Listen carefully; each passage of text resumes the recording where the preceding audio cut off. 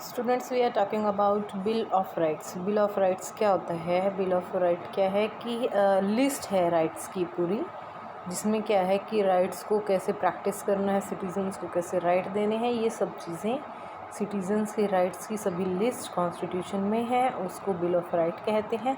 Such a list of right mentioned and protected by the constitution is called bill of rights. तो ये जो right है, list है rights की, ये प्रोटेक्टेड कॉन्स्टिट्यूशन द्वारा किए जाते हैं, तो इनको बिल ऑफ राइट कहा जाता है। Bill of rights prohibit government from thus acting against the right of the individual and ensures a remedy in the case there is violation of these rights.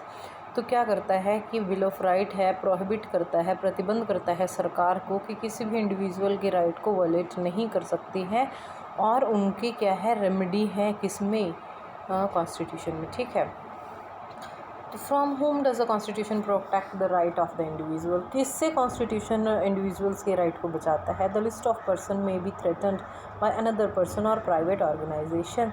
तो कि राइट हैं किसी भी person की, किसी दूसरे पर्सन द्वारा जिनको उल्लंघन किया जाए, जिनका उल्लंघन किया जाए, या किसी प्राइवेट ऑर्गेनाइजेशन द्वारा या किसी दूसरे पर्सन द्वारा उल्लंघन किया जाए, तो उससे बचाने की ज़रूरत है। In such a situation the individual would need the protection of the government, so it is necessary that the government is bound to protect the rights of the individual. On the other, executive bureaucracy or even the other hand, the organ of the government, the legislature, executive bureaucracy or even the judiciary, in the course of their functioning may violate the rights of the person.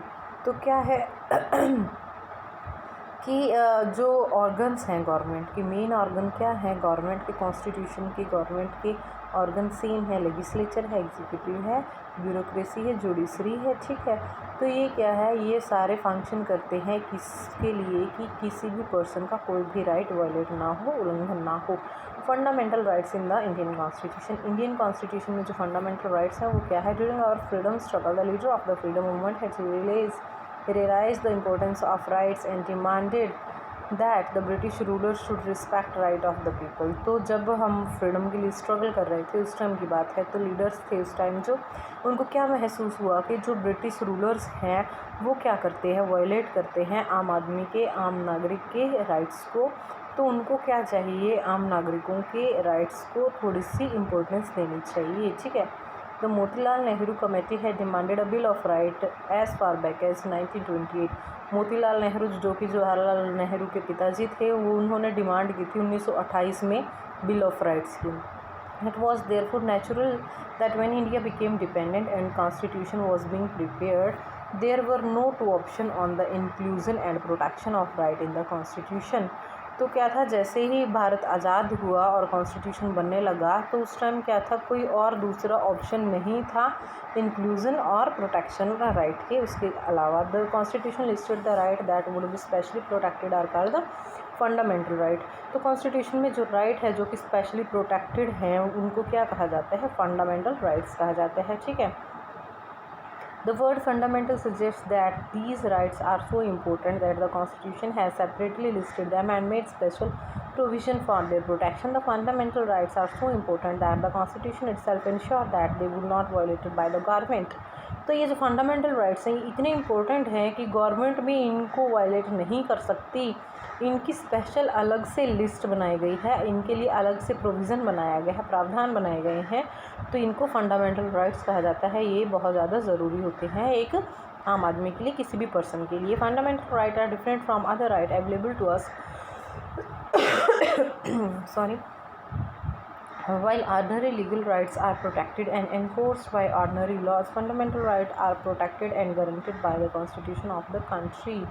तो क्या है, fundamental right है वो different है other right से, लेकिन क्या है, ये साधारण भी है। आप साधारण राइट कह सकते हो जिनको कि साधारण कानूनों के द्वारा, लीगल राइट हैं उनको साधारण कानूनों के द्वारा प्रोटेक्ट किया जा सकता है।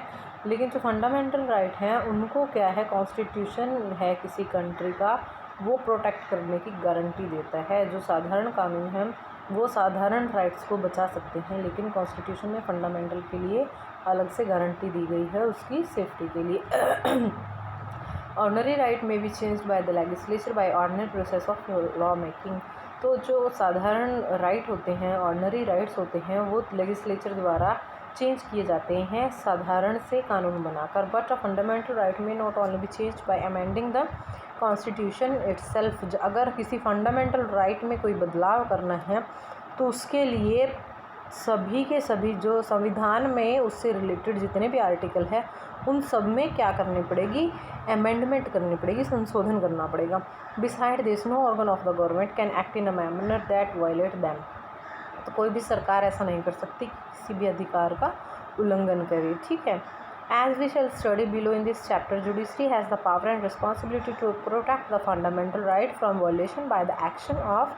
तो इस चैप्टर में हम क्या पढ़ रहे हैं कि जो जुडिशरी है और जो हम कह सकते हैं कि हमारे पास जो लॉ मेकिंग बॉडी है वो क्या करती है, जुडिशरी के ऊपर है रिस्पॉन्सिबिलिटी और पावर है फंडामेंटल राइट्स को बचाने की, कि किसी भी एक्शन सरकार के किसी भी काम से किसी भी आम आदमी के फंडामेंटल राइट्स ब्रेक नहीं होने चाहिए, उल्लंघन नहीं होना चाहिए।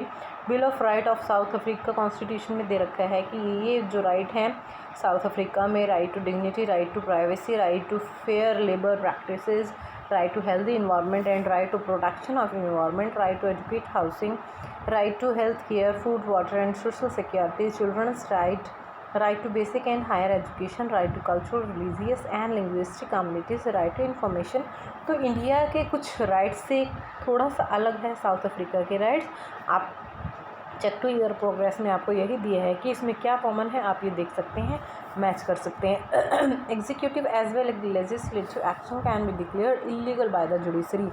कोई भी एग्जीक्यूशन और लेजिस्लेटिव का कोई भी एक्शन जुडिशरी क्या कर सकती है, इलीगल बता सकती है, if these violate the fundamental right और restrict them in an unreasonable manner. अगर ये क्या करती है, फंडामेंटल राइट्स का उल्लंघन करती पाई जाती है तो किसी भी वजह से तो जुडिशरी क्या कर सकती है, प्रतिबंध लगा सकती है। However fundamental right are not absolute और अनलिमिटेड राइट्स। लेकिन जो फंडामेंटल राइट हैं वो कोई अनलिमिटेड राइट नहीं है। Government can put reasonable restriction on the exercise of our fundamental rights. तो सरकार क्या है, सरकार के पास अधिकार है कि हमारे फंडामेंटल राइट्स के ऊपर भी रिस्ट्रिक्शंस लगा सकती है। जैसे कि इमरजेंसी का केस होता है, इमरजेंसी में क्या होते हैं, मानवाधिकार सभी वापस ले लिए जाते हैं, किसी के पास भी कोई भी फंडामेंटल राइट नहीं होता इमरजेंसी में। नेक्स्ट है right to equality. Consider the following two situation, these are imaginary situation but some similar thing do happen and can happen. Do you think they involve violation of fundamental right? Sudesh Kumar is visiting his village, he is accompanied by one of his friends, they decided to have a cup of tea at the village roadside hotel. The shopkeeper knew Savdesh Kumar but asked the name of his friend to know his caste. After this, the shopkeeper served tea to Savdesh Kumar in a nice mug while his friend was given tea in a earthen cup because he was Dalit. तो सवदेश कुमार क्या करता है, गांव जाता है तो अपने दोस्त को कंपनी के लिए बुला लेता है। तो वो दोनों डिसाइड करते हैं कि विलेज में जो रोड साइड होटल है वहाँ पे चाय पी ली जाए। तो जो दुकान वाला होता है वो सवदेश कुमार को जानता है, लेकिन वो उसके दोस्त से उसका नाम पूछता है उसकी कास्ट जानने के लिए।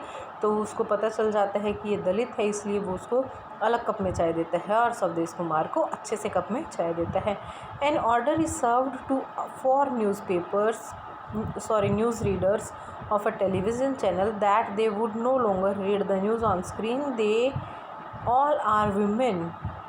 The reason given is that they are above the age of 45. Two male news reader above the same age are not paired from presenting the news. तो एक बार क्या होता है कि ऐसा ऑर्डर पास किया जाता है कि 4 जो न्यूज़ रीडर है टेलीविज़न चैनल पर, उनकी एज 45 साल से ऊपर हो गई है और वो महिलाएं हैं, इस वजह से वो न्यूज़ नहीं पढ़ सकती। और उसी एज के मेल हैं, उनको कुछ नहीं कहा गया, वो पढ़ सकते हैं कोई भी न्यूज़, ठीक है। तो ये क्या है, अनइक्वालिटी हो गई। ये एग्जांपल आपको इसलिए दिए गए हैं ताकि आप समझ सकें कि अनइक्वालिटी क्या होती है और कैसे होती है, ठीक है। नेक्स्ट हमारे पास है राइट टू इक्वालिटी। तो ये constitution of India part 3 fundamental right है, ये पेज है जो ये बहुत ज़्यादा इम्पोर्टेंट है। मतलब इसकी पूरे चैप्टर में इन्हीं चीज़ों को हम इवैल्यूएट करके पढ़ेंगे, इन्हीं चीज़ों को हम आगे एक्सप्लेन करेंगे। लेकिन जो शॉर्ट टर्म्स हैं जिनको एज इट इज़ लर्न करना है वो ये पेज है, ये बहुत इंपॉर्टेंट है, तो आप इसको नोट कर लें। फर्स्ट है राइट टू इक्वालिटी। में हम क्या पढ़ेंगे? Equality before law. लॉ मतलब कानून की नज़र में सब एक समान हो। इक्वल प्रोटेक्शन ऑफ लॉज, सभी के लिए सभी के अधिकारों का इक्वल प्रोटेक्शन हो। Prohibition on discrimination on ground of religion, धर्म के आधार पर कोई भेदभाव ना हो। Equal access to shop, bathing, ghats, hotels etcetera. तो इक्वल एक्सेस हो किसके लिए? शॉप्स के लिए, नहाने के लिए किसी भी घाट पे नहाए, होटल खोलें, किसी भी होटल में जाना हो, कहीं होटल खोलना हो, कोई भी काम। Equality of opportunity in employment, तो रोज़गार में सबको एक समान अवसर मिलने चाहिए। एबोलिशन ऑफ टाइटल्स, तो जो टाइटल्स होते हैं गोत्र, इनको ख़त्म कर देना चाहिए। एबोलिशन उनमें। एबोलिशन ऑफ अनटचेबिलिटी, जो अछूत माने जाते थे, दलित को अछूत माना जाता था, तो ये अनटचेबिलिटी होती है, इसको बिल्कुल समाप्त कर देना। ये क्या है? Right to equality. Right to freedom of religion. Right to freedom of religion में हम क्या पढ़ेंगे? Freedom of conscience and profession, तो आप कौन सा प्रोफेशन चुनना चाहते हैं, कौन सा धर्म आप अपनाना चाहते हैं। Freedom to manage religious affairs, freedom to give religious instruction in certain institution, तो रिलीजियस अफेयर्स, धर्म से रिलेटेड कोई भी, आपको कोई धर्म मानना है, कहाँ जाना है, मंदिर जाना है, मस्जिद जाना है, गुरुद्वारे जाना है, चर्च जाना है, ये आपकी पर्सनल ओपिनियन है, ठीक है। और रिलीजियस इंस्ट्रक्शंस, आप कहीं पे भी इकट्ठा होकर रिलीजियस इंस्ट्रक्शंस आप दे सकते हैं, कहीं पे भी किसी भी इंस्टीट्यूशन को सेटअप कर सकते हैं, ठीक है। राइट अगेंस्ट एक्सप्लॉयटेशन, शोषण के विरुद्ध अधिकार। Prohibition of force labour, force labour मतलब ज़बरदस्ती किसी से मजदूरी करवाना, बिना पैसे दिए किसी से अपने अंडर, या लो वेजेस में किसी से अपने अंडर काम करवाना, ये क्या होता है? Prohibition of force labour. Prohibition of employment of children in hazards jobs, तो मनाही है किस चीज़ की? कि बच्चों को एक सर्टेन एज से अंडर, एज ग्रुप से अंडर बच्चों को किसी भी खतरनाक या घातक काम में नहीं ले जाया जा सकता। Right to liberty and personal freedoms. Right to speech and expression. Right to liberty and personal freedom में क्या आता है? आज़ादी है जो हमारे पास स्वतंत्रता का अधिकार है, उसमें स्पीच और एक्सप्रेशन की, हम कहीं पे भी स्पीच दे सकते हैं और अपने फीलिंग्स को एक्सप्रेस कर सकते हैं। असेंबल पीसफुली, शांतिपूर्वक तरीके से हम इकट्ठा हो सकते हैं। फॉर्म एसोसिएशन, हम अपनी एसोसिएशन बना सकते हैं। Move freely through out the territory of India, India की टेरिटरी में कहीं तक भी हम फ्रीली मूव कर सकते हैं। Reside and settle in any part of India, practice any profession और to carry on any occupation, trade और बिजनेस, देश के किसी भी कोने में बस सकते हैं, कोई भी प्रैक्टिस कर सकते हैं, किसी भी प्रोफेशन का काम कर सकते हैं, कोई भी काम जो भी हमें अच्छा लगता है अपने हिसाब से हम कर सकते हैं, बिजनेस कर सकते हैं, व्यापार कर सकते हैं देश के किसी भी हिस्से में। Right to life and liberty, right to life है हमारे पास हमारी ज़िंदगी का या जीवन यापन का अधिकार है। लिबर्टी है, आज़ादी है। Rights of the accused and convicts, तो कोई भी है, किसी भी शक के आधार पर अगर किसी के ऊपर कोई मुकदमा दायर हो जाता है तो उसके खिलाफ भी हमारे पास अधिकार है, हम आवाज़ उठा सकते हैं। नेक्स्ट है cultural and educational rights of minority groups, तो जो मेजर है मतलब जो ज़्यादा संख्या में है वो मेजर है, मेजॉरिटी है। जो कम संख्या में है जैसे कि क्रिश्चियंस हैं, आप कह सकते हैं मुस्लिम्स हैं, बुद्धिस्ट हैं, जैनिज़ हैं, ये मिनॉरिटीज़ में आते हैं, तो इनके लिए भी कल्चरल और एजुकेशनल राइट है। Protection of language culture of minority, तो ये क्या कर सकते हैं? अपनी भाषा और अपने कल्चर को बचा के रख सकते हैं मिनॉरिटी की। Right to minorities to establish educational institution, ये अपना कोई भी शिक्षण संस्थान खोल सकते हैं अपने मिनॉरिटी ग्रुप को बचाने के लिए। Right to constitutional remedy, right to move the court for assurance of writs, तो जितने भी अधिकार हैं अगर इन अधिकारों का उल्लंघन होता है तो इनको बचाने के लिए हम क्या कर सकते हैं? कोर्ट में जा सकते हैं। ये इन सब का मेन है, इनका हेड है, मतलब सभी राइट्स का हेड कौन है? राइट टू कॉन्स्टिट्यूशनल रेमेडी है। ओके, नेक्स्ट हम करेंगे right to equality next video में।